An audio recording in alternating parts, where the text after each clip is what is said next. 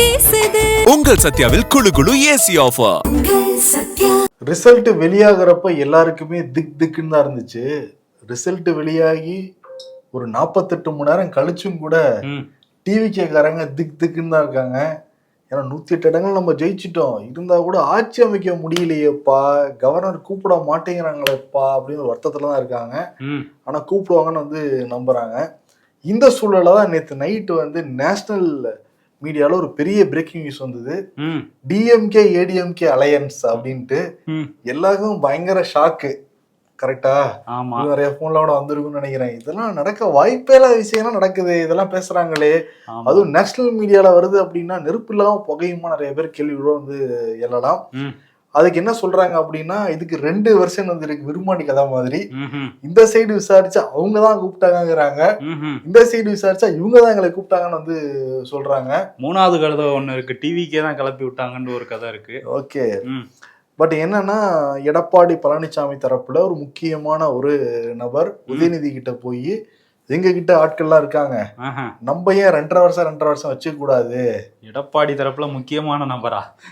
வாரிசு டு வாரிசு எதுவும் டீல் பண்ணிருக்காங்களா? ரத்த சொந்தம், இன்னொரு ரத்த சொந்தத்திட்ட பேசுனதா வந்து தகவல். சரி, அத உதயநிதி ஸ்டாலின்கிட்ட கொண்டு போய் இல்ல வேணாம், நம்ம வந்து இப்படி பண்ணக்கூடாதுன்னு சொன்னதா மெசேஜ் கொடுத்ததா தகவல். இது வந்து டிஎம்கே தரப்பு சொல்றது. ஏடிஎம்கே தரப்பு என்ன சொல்றாங்கன்னா, ஏற்கனவே எஸ்பி வேலுமணி அப்புறம் சிவி சண்முகம் இந்த கோஷ்டி எல்லாமே அதிகாரத்தை வந்து அடையணும், அதற்கு எந்த விட்டுறதாலும் பரவாயில்ல, நம்ம டிவிக்கு ஆதரிக்கலாம்னு நிலைப்பாடை வந்து எடுத்திருக்காங்க. எடப்பாடிக்கு வந்து பிடிக்கல. என்ன பண்ணலாம்னு யோசிச்சுட்டு இருந்தவர் டிஎம்கே இருந்து நமக்கு ஒரு ஆஃபர் வந்திருக்கு, இந்த மாதிரி அவங்க கூப்பிடுறாங்கன்னு சொல்லிட்டு இந்த தரப்புல என்ன சொல்றாங்கன்னா, அவங்கதான் எங்களே கூப்பிட்டாங்கன்னு வந்து சொல்றாங்க. ஓ, 2 பேரும் மாத்தி அவங்க கூப்பிட்டாங்க இவங்க கூப்பிட்டாங்கன்னு சொல்றாங்க. பட் அப்படி ஒரு விஷயம் நடந்தது அப்படின்னா அது 2 கட்சியோட ஒரு அழிவின் ஆரம்பம்னே சொல்லலாம். ஏன்னா ஒரு நடிகருக்கு பயந்து 2 பேரும் கூட்டணி வச்சுட்டாங்களா அப்படிங்கிற ஒரு நிலைமை வந்தா எதிர் துருவங்களா இருந்தவங்க என்ன ஆகும் அவங்களோட அரசியல் எதிர்காலம் அப்படிங்கிறது அவங்களுக்கு அவங்களே எண்டு கார்டு போட்ட மாதிரி தான் தெரியும். ஏன்னா சினிமா ஸ்கிரிப்ட் மாதிரி தான் அது. ஒரு ஹீரோ அப்புறம் 2 வில்லன் உருவாயிட்டாங்கன்னு சொல்லிட்டு இன்னும் வந்து முன்னெடுத்துட்டு போவாங்க அவங்க. இன்னொன்னு, ஏற்கனவே அன்றே கணித்தார் லயோலாமணின்னு சொல்லிட்டு அவர் பழைய வீடியோலாம் வேற எடுத்து போட்டுட்டு இருக்காங்க. விஜய் எதிர்க்கிறதுக்கு 2 பேரும் கூட்டணி வச்சாலும் வைப்பாங்க அப்படின்லாம். ஓகே, ஆனா என்னன்னா முதல்வர் மு.க. ஸ்டாலின் தரப்புல இருந்து ஒரு பேட்டி வந்து கொடுக்கப்பட்டிருந்தது. அந்த பேட்டியில் அவர் என்ன சொல்றாரு அப்படின்னா, அடுத்த 6 மாதத்துக்கு நாங்க டிவிக்கே ஆட்சி பண்றது இடையூறு செய்ய மாட்டோம். அப்ப சொல்லிட்டாரு, மெசேஜ் வந்து கன்வே பண்ணியிருக்காரு அவரு. அமைதியா வேடிக்கை பார்ப்போம் அப்படின்னு சொல்லியிருக்காரு. ஏன்னா அவரு எந்த வாழ்த்து பதிவுலாம் போடல, டிவிக்கே வந்து வாழ்த்துறோம்னு சொல்லல. உதயநிதி வந்து பேட்டியில சொல்லியிருந்தாரு, அதே மாதிரி கனிமொழியும் வந்து பேட்டிலாம் சொல்லியிருந்தாங்க. பட் அவர் வாழ்த்து பதிவா எதுவும் போடல. இப்ப வந்து டிவிக்கே பத்தின கேள்விக்கு இந்த பதில வந்து சொல்லியிருக்காரு. இதுல 2 மெசேஜ் இருக்கு. ஒண்ணு வந்து நாங்க ஆட்சி அமைக்க விரும்பலைங்கிறதையும் வந்து எடுத்துக்கலாம். இன்னொன்னு என்னன்னா, இப்ப அவர் ஆதரவு எங்க கேட்டுட்டு இருக்காரு டிவிகே தரப்புல இருந்து, காங்கிரஸ் அவங்களே வந்து போயிட்டாங்க. இன்னொரு பக்கம் கம்யூனிஸ்ட் விசிகா தான் கேட்டுட்டு இருக்காங்க. அவங்களே நாங்க தடுக்க மாட்டோங்கிற மெசேஜ் உள்ள இருக்குங்கிறாங்க டிஎம்கே காரங்க.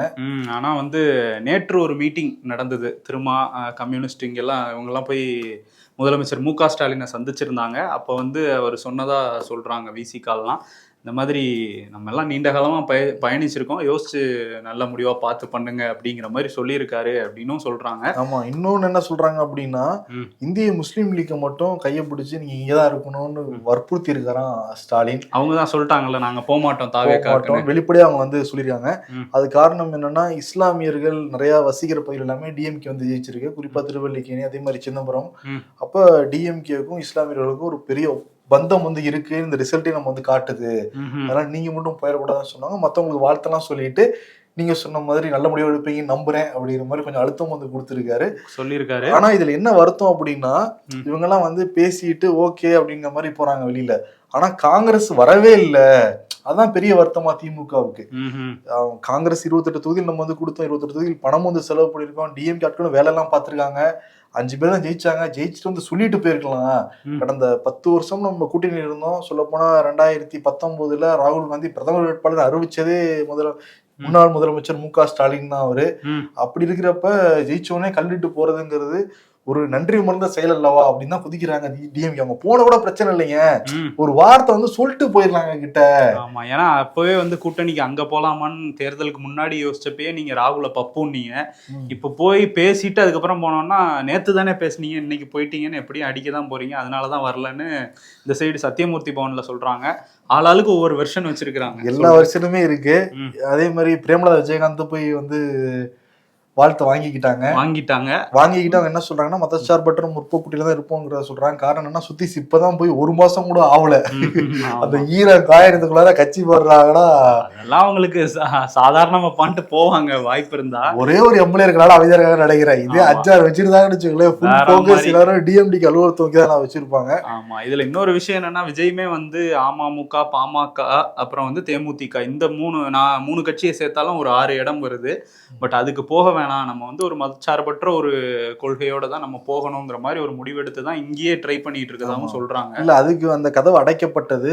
காரணம் வந்து இன்னைக்கு திருப்பரங்குன்றத்துல இருந்து ஜெயிச்ச நிர்மல்குமார் டிவிகே சார்பாக 2 கம்யூனிஸ்டையும் போய் சந்திச்சிருக்காரு. சந்திச்சப்ப என்டி அலையன்ஸ்ல இருந்து நாங்க யாரையும் அழைக்கிற மாதிரி இல்லைங்கிறத தெளிவுபடுத்தி இருக்காரு. அப்ப டிவிகே ஃபுல் ஃபோக்கஸ் வச்சிருக்கிறது விசிகா 2 கம்யூனிஸ்டுங்கிறது தெளிவாக தெரியுது. நேரடியா வேற நிர்மல்குமார் அங்க போய் ஆதரவு வந்து கேட்டிருக்காரு. அவங்களுக்கு என்ன கம்யூனிஸ்ட் தரப்புல என்ன சொல்றாங்கன்னா, ஓகே ஆதரவு நீங்க கேக்குறீங்க, பட் விஜய்ல வந்து கேட்கணும். நேத்து வந்து கடிதம் மட்டும் அனுப்பிச்சு விட்டீங்க, இன்னைக்கு நிர்மல்குமார் வர்றாரு, அவரும் முக்கியமான நபர் தான் டிவிகேல, புரியுது எங்களுக்கு. பட் ஒரு கட்சி தலைவரா வந்து கேக்குறப்ப நீங்க நீண்ட நெடுநாள் அனுபவம்லாம் இருக்கு, உங்களுக்கு உங்க ஆசீர்வாதம் வேணும், இல்ல வாழ்த்துக்கள் வேணும் வாங்கன்னு சொன்னாங்கன்னா ஓகேங்கிற மாதிரி இருக்கும். நாங்க களத்துல எவ்வளவு வருஷமா நாங்க வந்து போராடிக்கிட்டு இருக்கோம், மக்களுக்காக போராடிக்கிட்டு இருக்கோம், பயணிச்சுக்கிட்டு இருக்கோம். பட் ஜஸ்ட் இதை கேட்டா எப்படி, இது ஆரம்பத்துல நம்ம இழுத்து பிடிக்கணுங்கிறதுனாலதான் 2 கம்யூனிஸ்டும் சரி விசிகாவும் சரி. ஏன்னா விசிகே இன்னைக்கு காலையில அந்த சட்டமன்ற உறுப்பினர்கள் கூட்டம், அந்த தலைமை கூட்டம் நடத்துற மாதிரி இருந்துச்சு. பட் கம்யூனிஸ்ட் நாளைக்கு காலையில நடத்துற மாதிரி இருந்தாங்க. பட் அவங்க என்ன முடிவெடுக்கலாம், அதை பார்த்து முடிவெடுக்கலாம்னு சொல்லிட்டு ரத்து பண்ணிட்டாங்க. ஆமா, தள்ளி வச்சிருக்கோம் அப்படின்றாரு. திரும்ப வந்து நாளைக்கு கூடி முடிவெடுப்போம் அப்படின்னு சொல்லியிருக்காரு. இன்னைக்கு இவங்க 3 பேருமே வந்து முதல்வர், அதாவது முன்னாள் முதல்வர் ஸ்டாலின் வீட்டுக்குமே போயிருந்தாங்க. அங்க போயிட்டு அங்கேயும் பேச்சுவார்த்தையெல்லாம் நடந்ததுன்னு சொல்றாங்க. ஆனா வெளியே வந்து திரும்ப என்ன சொன்னார்னா, மரியாதை நிமித்தமான ஒரு சந்திப்பு, ஒரு மரியாதையா சந்திச்சோம், கூட்டணி கட்சிகள் இந்த தேர்தல் தொடர்பாக தான் பேசணும் அப்படின்னு வந்து அவர் சொல்றாரு.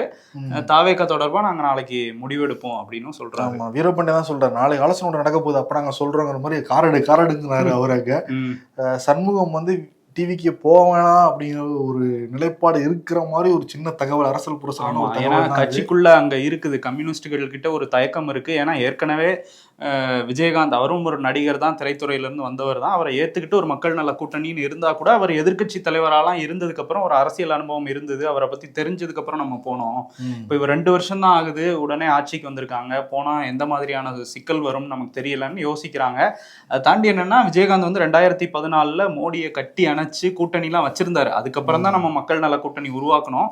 ஆனா இப்போ வந்து சில சிக்கல்கள் இருக்கு, புது கட்சிங்கிறதுனால நமக்கு எப்படி போறது, அவங்களை எப்படி அணுகிறதுங்கிறதுல சிக்கல் இருக்கு. அதனால பேசுவோன்னு இருக்காங்க, நாளைக்கு பேசுவாங்கன்னு நினைக்கிறேன். இன்னொன்னு எல்லாத்தையுமே மௌனமாவே இருக்காரு அவங்க தரப்பு, நம்ம குரல் கொடுக்க வேண்டியதா இருக்கு. இன்னும் ஆதரவு தெரிவிச்சுட்டா அவங்க கூட பதில் சொல்லாம இருக்கலாம். பட் நீங்க தானே ஆதரவு கொடுத்தீங்க, எல்லாரும் கேள்வி கேட்பாங்க, நம்மள கேள்வி கேட்பாங்க, நம்ம எல்லாத்துக்கும் பதில் சொல்ல வேண்டிய கட்டாயத்துக்கு ஆளாயிடுவேன்னு சொல்லிட்டு நினைக்கிறாங்க தோழர்கள். பட் எப்படி இருந்தாலும் டிவிக்கு தரப்பு ரொம்ப நம்புறாங்க, நாளை நல்ல முடிவா எடுத்துருவாங்கன்னு சொல்லிட்டு. இதுக்கு நடுவுல தான் வந்து நேத்து காலையிலேயே போய் பதவி ஏத்துக்கணும் அப்படின்னு சொல்லிட்டு ஆளுநர் சந்திச்சிருந்தாரு அர்லேக்கரை. ஓகே நான் சொல்லி அனுப்புறேன்னு சொல்லிட்டு ஆளுநர் எதுவுமே சொல்லல. திருப்பி இன்னைக்கு காலையில வந்து கூப்பிட்டு இருந்தார் ஆளுநர். நேத்து நைட்டே வந்து விஜய்க்கு கொடுக்கப்பட்ட அந்த பாதுகாப்புங்கிறது வாபஸ் வாங்கப்பட்டிருக்கு. ஏன்னா அந்த முதல்வருக்கு வர கான்வாய் வாகனங்கள்லாம் தான் வந்தது, அதுக்கு திடீர்னு அப்புறம் காணாம போயிடுச்சு. அதுக்கு விஜய் தரப்பு என்ன சொல்றாங்க, இல்ல நாங்க தான் வேணாம்னு சொன்னோம், நாங்க தேவைப்படுறோம் வாங்கிக்கிறோம்னு சொல்றாங்க. இல்ல போலீஸ் தரப்புல என்னன்னா, விஜய் தரப்புல போய் நாங்க கேட்டோம், இந்த மாதிரி சொல்றாங்க, பெரும்பான்மை இல்லைங்கிறதுனால நீங்க முதல்வராக முடியாதுன்னு ஆளுநர் தரப்புல இருந்து சொல்லும் போது நாங்க இதை வச்சுட்டே இருக்க முடியாது சொன்னா, சரி நாங்க முதல்வரா பதவி ஏத்தோம்னா நீங்க வாங்கன்னு சொல்லி அனுப்பிச்சிட்டாங்க அப்படின்னு போலீஸ் தரப்புலயும் சொல்றாங்க. எல்லாமே 2 வருஷம் தான் இருக்கு இங்க இது. சரி, இதுதான் ஆக்சுவலி நடந்திருக்கும். இன்னைக்கு காலையில அர்லேக்கரை விஜய் திருப்பி வந்து கூப்பிட்டாரு. ஓகே நமக்கு நாளைக்கு பதவியேற்பு விழா போலதான் இருக்குன்னு சொல்லிட்டு விஜயும் ஆர்வமா வந்து போனாங்க. எதனால வந்து இப்ப நாங்க அழைக்க முடியல, அதுக்கான விளக்கமும் கொடுத்திருக்காரு தமிழ்நாடு ஆளுநர், பொறுப்பாளுநர். அதுக்கு ஒரு அறிக்கை வேற வெளியிட்டு இருக்காங்க. நாங்க தான் விஜயை கூப்பிட்டு என்ன சொல்லியிருக்கோம்னா, இந்த மாதிரி ஒரு பெரும்பான்மை பலம் இல்லாத போது அதை காட்டணும், அதை காட்டினாதான் ஆளுநர் வந்து அழைக்க முடியும் அப்படின்னு சொல்லியிருக்காங்க. அதாவது டிவிகேக்கு போல இது பட் தேவேந்திர ஃபட்னாவிஸுக்கெல்லாம் இது பொருந்தாது. அது மிட் நைட்டோட பதவி கொடுப்பாங்க. இதே எடப்பாடி பழனிசாமி சூழல் இருந்தாருன்னு வச்சுக்கோங்க. எடப்பாடி என்ன அந்த ஒரு எம்எல்ஏ இருக்காருல ஊட்டியில பிஜேபி எம்எல்ஏ, அவர் வந்து எனக்கு பெரும்பான்மை இருக்குன்னு கூப்பிட்டு இருந்தாருன்னா அவருக்கு முதல்வர் பதவி கூட பண்ணி வைப்பாங்க போல. அப்படிதான் போயிட்டு இருக்கு நம்ம. ஆமா. ஆனா என்ன சொல்றாங்கன்னா ஆளுநர் தரப்புல இருந்து ஒரு 3/4 மணி நேரத்துக்கு மேல இந்த பேச்சுவார்த்தை எல்லாம் போயிருக்கு. நேற்று நைட்டே வந்து டிவிகேயோட வழக்கறிஞர்கள் போய் ஆளுநர் மாளிகையில பேச்சுவார்த்தை கூட வந்து நடத்தினாங்க. இன்னைக்கு காலையில விஜயும் கூட பேசியிருக்காரு. ஆளுநர் தரப்புல இருந்து என்ன சொல்றாங்க அப்படின்னா, நீங்க தான் வந்து சிங்கிள் லார்ஜஸ்ட் மெஜாரிட்டி பார்ட்டி, அது எங்களுக்கு புரியுது, அதை மட்டும் கொடுத்துருந்தீங்கன்னா ஓகே 108 வருது. ஆனா நீங்க கூட கொடுக்கறப்ப காங்கிரஸோட நீங்க சேர்த்து வந்து கொடுத்துருக்கீங்க, அது வந்து வர்றப்ப 113 தானே வருது. அப்ப மீதிக்கு நீங்க என்ன பண்ணுவீங்கன்னு கேட்டிருக்காங்க. நாங்க சட்டமன்றத்தில் நிரூபிச்சு காட்டுறோம்னு சொன்னா கூட இப்ப நீங்க மட்டும் வந்தீங்கன்னா பிரச்சனை கிடையாது, கூட காங்கிரஸ் எடுத்து வந்துருக்கீங்கல்ல, அப்ப மீதி யாரை கொண்டு வாங்கன்னு சொல்லிட்டாராம் அவரு. இல்ல இதுல இன்னொரு விஷயம் என்னன்னா, இப்ப 108 ஒரே ஒரு பிஜேபி ஆளை கூட்டிட்டு போய் 109 கொடுத்திருந்தாருன்னா இந்நேரம் முதல்வர் ஆயிருக்கலாம் விஜய்.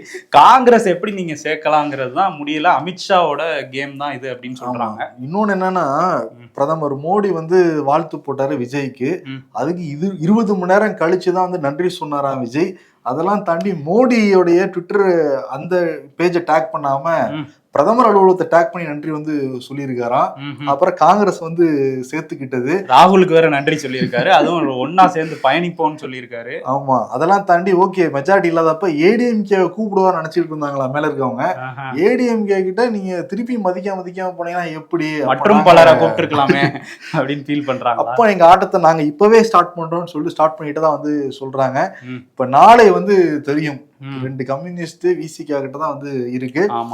ஆனா விஜய்க்கான ஆதரவுங்கிறது கம்யூனிஸ்ட் வந்து வருது. எப்படி ஆதரவு அப்படின்னா, இப்படி பிஜேபி பண்ணக்கூடாது, ஆளுநர் வச்சுட்டு அரசியல் பண்ணக்கூடாது, சட்டத்துப்படி நடந்துக்கணும்னு சொல்லிட்டு வீரபாண்டி சொல்றாரு. அது இன்னொன்னு சொல்றாரு, அதான் புரிஞ்சுக்கணும். இல்ல டிவிக்கே சும்மா இருக்கலாம், விஜய் கூட அமைதியா இருக்கலாம், பட் நாங்க அமைதியா இருக்க மாட்டோம் இருக்காங்க இந்த விஷயத்துல. ஆமா, ஏன்னா வந்து இது ஜனநாயக விரோதம் அப்படின்னு தான் நம்ம பார்க்க முடியுது. இதுக்கு முன்னாடி வந்து சிங்கிள் லார்ஜஸ்ட் பார்ட்டியா யார் வந்தாலும் இந்த 108ங்கிறது இன்னும் பெரிய நம்பராகவும் இருக்கு. இதோட கம்மியா இருந்த போது கூட இந்த மாதிரி வரலாறும் நடந்திருக்கு. வாங்க பதவி ஏற்றுக்குங்க, அதுக்கப்புறம் ஒரு டைம் கொடுத்து அதுக்குள்ள ஃப்ளோரில், அதாவது சட்டமன்றத்தில் நீங்கள் பெரும்பான்மையை நிரூபிங்கன்னு சொல்லுவாங்க. நிரூபிக்க முடியாதவங்க ஆட்சி கவிழ்ந்திருக்கதையும் நம்ம பார்த்துருக்கோம். ஜானகி, எம்ஜிஆர் அந்த மாதிரியான விஷயங்களும் முன்னாடி நடந்திருக்கு. பட் இப்போ வந்து இது கிளீனா ஒரு கேம் விளையாடுறாங்கிற மாதிரி தான் தெரியுது. இதுக்கு கமல் கூட ஆதரவெல்லாம் தெரிவிச்சிருக்காரு. ஆமா, கமல் மட்டும் இல்லை, அதே மாதிரி சண்முகம், சிபிஎம் சண்முகம் வந்து சொல்றாங்க. நேத்து கூட வந்து விஜய் விமர்சனம் பண்ணி பேசிக்கிட்டு இருந்தாரு நடிகர் பிரகாஷ்ராஜ். அவர் கூட சொல்றாரு, பிஜேபி இதே வேலையா வந்து போச்சு, இப்படி பண்ணக்கூடாது அப்படின்னு. இன்னொரு பக்கம் விசிகால இருந்து ஆதரவு வந்தா கூட விஜய் எடுத்து கேள்வி கேட்டிருக்காப்புல அருண் ஷானவாஸ். அவர் என்ன சொல்றாருன்னா, விஜய் இதோட கேட்க மாட்டாரா, தைரியம் இல்லையாங்கிற அளவுக்கு வந்து அவர் இறங்கி பேசிட்டு இருக்காரு. இன்னொரு பக்கம் வந்து சிந்தனை செல்வன், அவர் வந்து 2 திராவிட கட்சிகளுக்கும் கோரிக்கை விடுத்திருக்காருன்னு நினைக்கிறேன். திராவிட கட்சிகள் ஒரு மாற்றம் வேணும், மக்கள் நினைச்சிருக்காங்க, திராவிட கட்சிகள்லாம் சேர்ந்து திருமாவளவனை முதல்வராக்கணும், மக்களுக்காகவே குரல் கொடுத்துக்கிட்டு இருக்கவருன்னு வந்து ஏடிஎம்கே டிஎம்கேக்கு கூப்பிட்டுருக்காரு போல. ஓகே, இது ஒரு நல்ல பிளானா இருக்கே. நீங்க 2 பேர்ல யார் சிஎம் தானே பிரச்சனை, பேசாம இவரை நிப்பாட்டிட்டீங்க அப்படின்னா பிரச்சனை வராது, தூக்கி பிடிச்ச மாதிரி ஆயிடும், மக்கள்கிட்டயும் வந்து ஒரு பேச்சு எடுபடும் அப்படின்னு நினைக்கிறாங்க போல. இப்ப திரும்பவுமே என்ன சொல்றாருன்னா, மக்கள் ஒரு முடிவு எடுத்திருக்காங்க, விஜய் வந்து முதல்வராக்கணும் அப்படிங்கிறது, அதுக்கு தான் ஓட்டு போட்டிருக்காங்கும் போது ஆளுநர் கூப்பிடணும், அதுதான் வந்து நடைமுறை. அதை விட்டுட்டு ஜனநாயக விரோதமா பண்ணக்கூடாது. பாஜக வந்து அவருக்கு அழுத்தம் கொடுக்குறாங்க விஜய்க்கு. மேபி இந்த கரூர் சம்பவத்தை வச்சு கூட காங்கிரஸ் உள்ள வந்திருக்கிறதுனால அவங்க வந்து பயங்கர கோபத்துல இருக்காங்க. கரூர் சம்பவத்தை வச்சு கூட இன்னும் அழுத்தம் கொடுக்கலாம், கையாள நினைக்கலாம் அப்படின்லாம் சொல்லியிருக்காரு.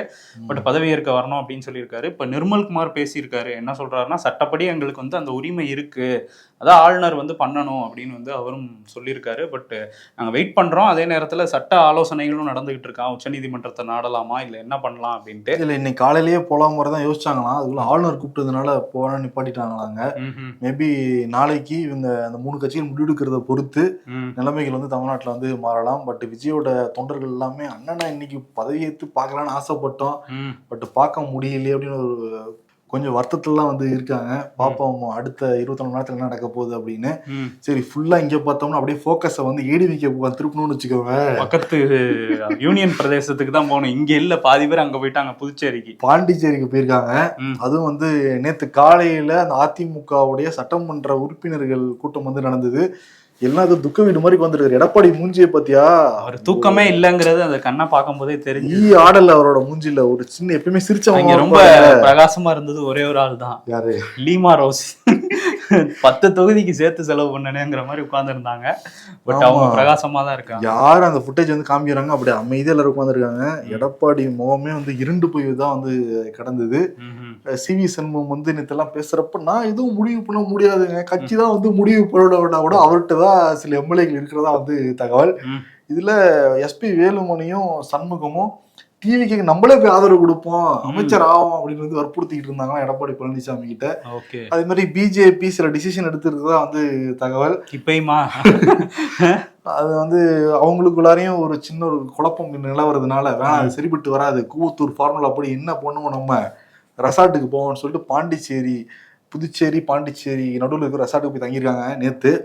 அப்புறம் நிறைய இன்னைக்கு லீவு நாட்கள் தானே, நிறைய புக்கிங் இருந்ததுனால அந்த ரெசார்ட்டை அங்க இருக்கிறவங்க காலி பண்ண சொன்னால வேற ரெசார்ட்டுக்கு வேற போயிருக்காங்க இன்னைக்கு மத்தியானத்துக்கு மேல. ரெசார்ட்டுக்கு மாத்தி போயிட்டு இருந்தா ஒரே ரெசார்ட்ல இருந்தா பாதுகாப்பா இருப்பாங்க. இதுனா எஸ்கேப் ஆகி எங்கேயாவது போயிட்டாங்கன்னா. ஆனா வந்து என்ன சொல்றாருன்னா, அதிமுகவோட அமைப்பாளர், புதுச்சேரி அமைப்பாளர் அன்பழகன் அவர் வந்து என்ன சொல்றாருன்னா, எதுக்கு இங்க வந்திருக்காங்க தமிழ்நாட்டு எம்எல்ஏக்கள்லாம் அப்படின்னு கேட்கும்போது, அங்க வெயில் அதிகமா இருக்கு சென்னையில, அதாவது அரசியல் வெயில் அதிகமா இருக்கிறதுனால இங்க குளிர்காய ஒரு மாதிரி குளுமையா இருக்கனால இங்க வந்திருக்காங்க. பாண்டிச்சேரி மட்டும் இந்த ஜம்மு அண்ட் காஷ்மீர் எல்லாம் சுவிட்சர்லாந்து மாதிரி இருக்கா, அரசியல் வெயில்னு சொல்றாரு. அதாவது தூக்கிடுவாங்க நம்மளன்னு சொல்லிதான், அதுதான் நம்ம புரிஞ்சுக்க வேண்டியது. யாரும் புனிஞ்சு கூட ஓடிடக்கூடாது, கேட்ட க்ளோஸ் பண்ணி வச்சிருக்காங்க ரெசார்ட்ல. ஆமா, அது மட்டும் இல்லாம அவர் என்ன சொல்றாருன்னா, எடப்பாடி வந்து நேத்து முளைச்ச காளான் கட்சி தாவேகா, நாங்க இப்ப 70 ஆண்டு கால திமுக எல்லாம் எப்படிப்பட்ட கட்சி, அதுவும் இப்ப நேற்று வந்து நம்ம சொல்லியிருந்தோம் அந்த மாதிரி விஜய் வந்து ஃபீல் பண்ணாரு, ஸ்டாலின் தோத்துட்டாரு அப்படின்னு சொல்லிட்டு அவர் ஜோசியர்லாம் வந்து பேட்டி கொடுத்த மாதிரி இவர் என்ன சொல்றாருன்னா, எடப்பாடியும் ஃபீல் பண்ணியிருக்காராம் ரொம்ப. அந்த மாதிரி இப்படிப்பட்ட தலைவரையே தோக்கடிச்சிட்டாங்களே, மக்கள் அவருக்கே ஓட்டு போடாமல் மாற்றி போட்டிருக்காங்களேன்னுலாம் ஃபீல் பண்ணாராம். ஆனால் அந்த ஃபீல் பண்ணுறதுக்கு முன்னாடியே நம்ம அப்படி ஃபீல் பண்ணிடக்கூடாதுன்னு அங்கே உள்ள விசில் வேட்பாளரை தூக்குனார் பார்த்தீங்களா எடப்பாடி. அது வேற நிறைய பேருக்கு கோவத்தில் இருக்காங்க, தோத்து போனவங்க எல்லாமே. இவரு மட்டும் உஷாரா முன்னாடியே வந்து டிவி வேட்பாளர் தூக்கிட்டாரு, நமக்கும் தலைவர் ஐடியா கொடுத்தா நம்மளும் ஜெயிச்சிருக்கலாம்ல. இல்லை, அப்படியே ஒரு சில இடத்துல இந்த மாதிரி பிரச்சாரம் பண்ணாதீங்க அப்படின்னு சில வேட்பாளர்களுக்கு காசு கொடுத்து முக்கியமான அமைச்சர்கள் அந்த மாதிரி ஆட்கள்லாம் வந்து செட்டிங் பண்ணியிருக்காங்க. அவங்க பிரச்சாரமே பண்ணலைனாலும் அங்கே ஜெயிச்சிருக்காங்க. ஏன்னா அதை தாண்டி வந்து விஜயோட வேவுங்கிறது அங்க ஒர்க் அவுட் ஆயிருக்கு இருந்திருக்கு. இப்ப ரெசார்ட்ல இருக்கிற சில பேர் கேட்டா இதெல்லாம் ஃப்ரெண்ட்ஸ் ட்ரிப்புங்க அப்படிங்கிறாங்க. ஏன் தோத்து போன எம்எல்ஏக்கெல்லாம் அவங்க ஃப்ரெண்ட்ஸ் கிடையாதா, ஜெயிச்சவங்க மட்டும்தான் அவங்க ஃப்ரெண்ட்ஸா கேட்க வந்து தோடுது. ஓகே, பட் அவங்களுக்கே சில பேருக்கு பிடிபடல. இருக்க சூரியாங்க இருக்கும், ஜாலியா பேசி ஒரு 20 பேர் தான் இருக்காங்களாம், மத்தவங்க எல்லாம் வருவாங்க அப்படின்றாரு அவர் அன்பழகன். பட் எங்க வருவாங்க, யாரு வீட்டுக்கு போவாங்கிறதுலாம் இனிமே தான் தெரியும். அதே மாதிரி கேபி முனுசாமி தெளிவா வந்து சொல்லிட்டாரு, விஜய்க்கு எங்களுடைய ஆதரவு கிடையாது, அதிமுக ஒரு மாபெரும் இயக்கம் அப்படிங்கறத எடப்பாடி சார்பில் சொல்றேங்கிறதையும் சொல்லியிருக்காரு. எடப்பாடி நிலைப்பாடு அதுதான். அதான் கேபி முனுசாமி வச்சு பேச வச்சிருக்காரு எடப்பாடி. இந்த சட்டமன்றம் இருக்குல்ல, அது வந்து ரொம்ப இன்ட்ரெஸ்டிங்கா தான் இருக்க போகுது. புதிய ஆட்கள் நிறைய பேர் உள்ள வராங்க. அதை தாண்டி எப்போ இந்த பக்கம் திமுக உட்கார்ந்துருப்பாங்க, எதிர் திசையில் அதிமுக, இல்லைன்னா அதிமுக இந்த பக்கமும் அந்த பக்கம் திமுகவும் உட்கார்ந்துருப்பாங்க. இப்போ திமுகவும் அதிமுகவும் எதிர் திசையில ஒரே பக்கமா உட்கார்ந்து இருக்கிற ஒரு நிலைமை வந்து வந்திருக்கு. அது பதவி ஏற்புக்கு அப்புறம் தான் தெரியும் என்ன பண்ண போறாங்க, ஆளுநரை வச்சு என்ன கேம் பிளான் பண்றாங்க, விஜய் முதல்வரா பதவி எப்ப ஏற்பாரு, இதெல்லாம் வெயிட் பண்ணி தான் பார்க்கணும். அது இல்லாம சபாநாயகர் தான் முடிவு பண்ணுவார் யாருக்கு என்ன இருக்கு அப்படிங்கிறது. இப்ப அதிகமா ஜெயிச்சது பாக்குறப்ப டிவிக்கே தான், அங்கதான் சபாநாயகர் ஆக போறாங்க. இன்கேஸ் எடப்பாடிக்கு உதயநிதிக்கும் பக்கத்து பக்கத்துல சீட்டை கொடுத்துட்டாங்க வச்சுக்கோங்க, கட்சி வாரியா ஒரே தமாசா இருக்கும்ல, கட்சி வாரியா கொஞ்சம் பிரிச்சு உட்கார வைப்பாங்களா. அதனால பாப்போம் எங்க கொடுக்குறாங்க சீட் நம்பர் வந்து என்ன கொடுக்குறாங்க எடப்பாடிக்கு, உதயநிதிக்கு என்ன கொடுக்குறாங்க, பொறுத்து இருந்தா பார்க்கணும். எடப்பாடி பழனிசாமி அந்த புதுச்சேரியில இருக்கிற ரெசார்ட்டை நோக்கி போய்கிட்டு இருக்காராம். அங்கிருந்து சிவி சண்முகம் கிளம்பி டெல்லி நோக்கி வந்து போய்கிட்டு இருக்காரு. அமித்ஷா வீட்டுக்கா மேபி எம்பி பதவியை ராஜினாமா பண்ணலாம் அப்படின்னு வந்து சொல்றாங்க. மேபி நம்ம ஷோ வரப்ப கூட நியூஸ் கூட வெளியாகிருக்கலாம். ராஜ்யசபா எம்பியாவும் இருக்காரு, இங்க மயிலம்ல ஜெயிச்சு எம்எல்ஏ ஆயிட்டதுனால அதை ரிசைன் பண்ணிட்டு இங்க யாரு கூடயாவது ஜாயிண்ட் அடிச்சா அமைச்சர் ஆயிடலாம்னு நினைக்கிறாரா? அது ஒரு 3 வருஷம் ஆயிடுச்சு, அங்க இன்னொரு 3 வருஷம் தான் இருக்கு, இங்க இன்னொன்னு ஒரு 5 வருஷம் வரைக்கும் ஓட்டலாம்ல. அதனால இங்க தேர்ந்தெடுத்திருக்காப்புல சிவி சண்முகம். பட் அங்கதான் ஒரே குழப்பமா இருக்கு அதிமுகல. ஏன்னா போன டைம்லாம் எம்எல்ஏக்கள் ஜெயிச்சப்ப ஒரு பெரிய இடத்த கூட்டி மீட்டிங்லாம் போட்டாங்க. இப்போ க்ளோஸ் ரூம்ல தான் அந்த மீட்டிங் போற நிலைமைக்கு வந்திருக்கு. அடுத்த எலெக்ஷன்ல ஒட்டி கிடையாது, 4 பேர் நிற்பாங்கல்ல, அந்த அளவுக்குள்ள போலாம் தெரியும் அதிமுக நிலைமை வந்து பார்த்தா. ஓகே ஒரு மாபெரும் இயக்கம் அப்படி பார்க்க கஷ்டமா தான் இருக்கு நமக்கு, வேற என்ன பண்றது, நிலைமை தானே. இன்னொன்னு என்ன அப்படின்னா, பனையூர்லயும் டிவிகே எம்எல்ஏக்களை பாதுகாத்து தான் வச்சிருக்காங்க. அங்க டெய்லியும் காலையில மீட்டிங் வந்து கூப்பிட்டுறாங்க. ஆமா, ஆல் பிரசன்டான அட்டண்டன்ஸ்லாம் எடுக்கிறாங்களா அங்க. என்னதான் 108 இருந்தாலும் அமித்ஷாவை நம்ப முடியாதுங்கிற மாதிரி தான் அவங்க வந்து போய்கிட்டு இருக்கிறாங்க. 108 130 வந்தா கூட நம்ப முடியாது அமித்ஷாவெல்லாவே. என்ன வேணா நடக்குங்கிற மாதிரி நம்ம மகாராஷ்டிரால பார்த்திருக்கோம், பல மாநிலங்கள்லயும் பார்த்திருக்கோம். ஆனா இங்க வந்து தேர்தல் நடத்தை விதிகள்ங்கிறது வாபஸ் வந்து வாங்கப்பட்டிருக்கு. அதான் தேர்தல் நடந்து முடிஞ்சு பொறுப்பு தான் ஏற்கல, எல்லாம் எல்லாம் அன்றாட ஆக்டிவிட்டிக்கு போயிட்டாங்கல்ல. ஆமா, அதனால வந்து அதெல்லாம் வாபஸ் வாங்கியிருக்காங்க. தேர்தல் ஆணையம் ரொம்ப ஃபாஸ்டா செயல்பட்டு இருக்காங்க.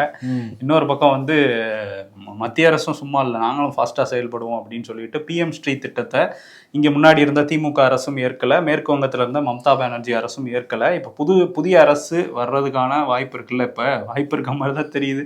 ஆனா என்ன நடக்குதுன்னே புரியாம இருக்கு, ஆட்சி அமையாம இருக்குல்ல. இந்த நேரத்துல வந்து கடிதம் அனுப்பலாம்ங்கிற ஒரு முடிவுக்கு வந்திருக்காங்க. பிஎம் ஸ்ரீ திட்டத்தை மேற்கு வங்கத்திலையும் தமிழ்நாட்டிலையும் ஏற்றுக்குங்க அப்படின்னு சொல்லிட்டு.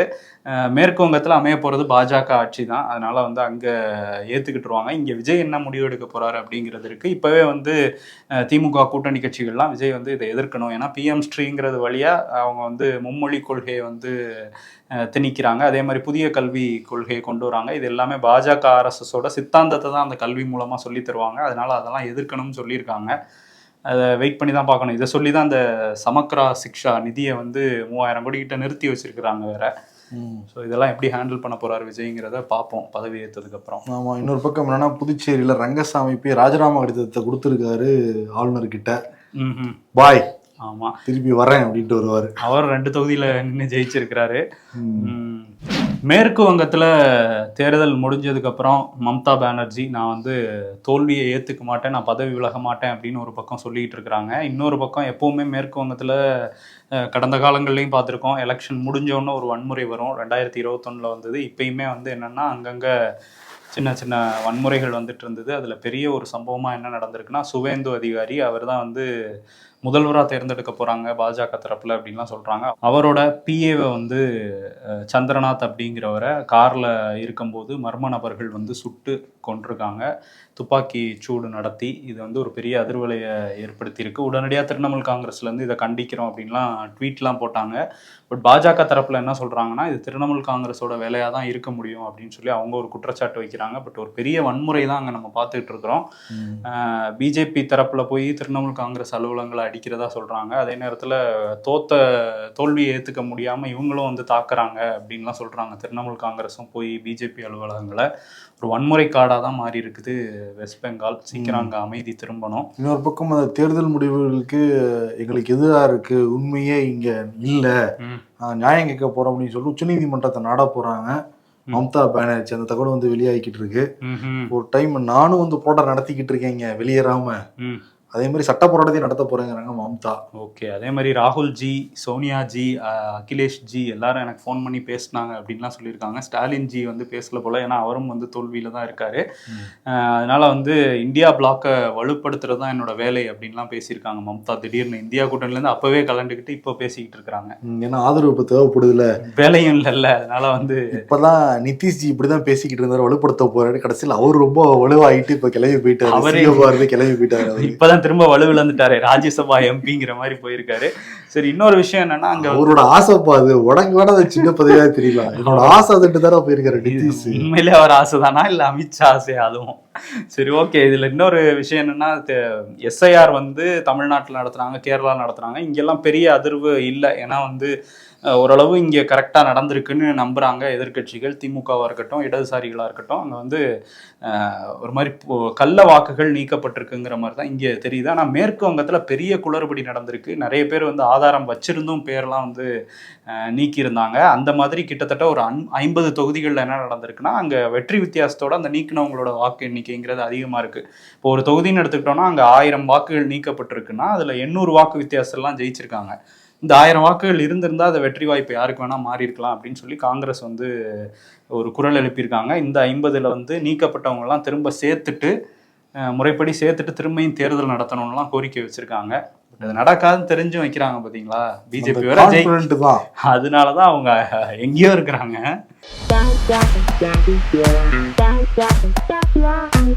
என்னடா தூங்க போனா என்னை எழுப்பி விட்டீங்க? என்னது, திமுக அதிமுக இணைந்து ஆட்சி அமைக்க போகுதா? இது ஷாக் ஆயிருக்காங்க. டேக் தட் ஃப்ரெண்ட் கூடவே இருப்பான் ஆனா அவன் மட்டும் பாஸ் பண்ணிடுவான்னு சேகர் பாபுவை போட்டிருக்காங்க. ஸ்டாலின் பாவம் சேகர் பாபு சிரிக்கிற மாதிரி போட்டுருக்காங்க பாத்தியா ஸ்டாலினை பார்த்து. இல்ல அவர் அழுகிறாரு கஷ்டம்.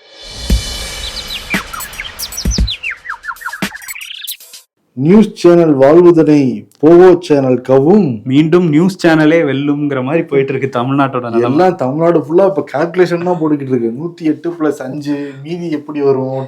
அதுதான் திரும்ப மேக்ஸ் படிக்க வச்சிருக்காங்க எல்லாரையும். டிவிகே நவ் பேசிக்கிட்டே தான் இருக்காங்களே தவிர அண்ணனை ஆட்சியில அமர வைக்க மாட்டேங்கிறாங்களே ஃபீல் பண்றாங்களா? அரசியல்ல இதெல்லாம் சாதாரணமாப்பா. என்ன விருது கொடுக்கலாம் அப்படின்னா, உண்மையாலுமே விஜய் ஆட்சி வந்ததுக்கு பிறகுதான் போராடணும்னு பார்த்தா ஆட்சிக்கு வரதுக்கு முன்னாடியே ஒரு பெரிய போராட்டமா தான் இருக்கு. ஆட்சிக்கு வர்றதுக்கே போராட்டமா தான் இருக்குது. அதான் அதனால இது போர்க்களம் மாதிரி இருக்கு. அதான் இது போர்க்களமா அப்படியே விருது வந்து கொடுத்துடலாம். இதுல காங்கிரஸ் நாளைக்கு வர ஆர்ப்பாட்டம் பண்ண போறோம் ஆளுநர் மாளிகைக்கு வெளியே அப்படின்லாம் சொல்லியிருக்காங்க. விஜய் தரப்பு ஐயோ இது பண்ணி விட்டு கோவப்படுத்தி விட்டுற போறே. ஆனா பாத்தியா காங்கிரஸ் வந்தவே வேலையை கட்டிட்டாங்க. ஆமா ஆமா அவங்களுக்கு ராசி அப்படி இல்ல. சரி ஓகே, இது போர்க்களமாங்கிற அவார்டை விஜய்க்கு வந்து கொடுத்துட்டு விடைபெறலாம். நன்றி. உங்கள் சத்யாவில் குளு குளு ஏசி ஆஃபர்.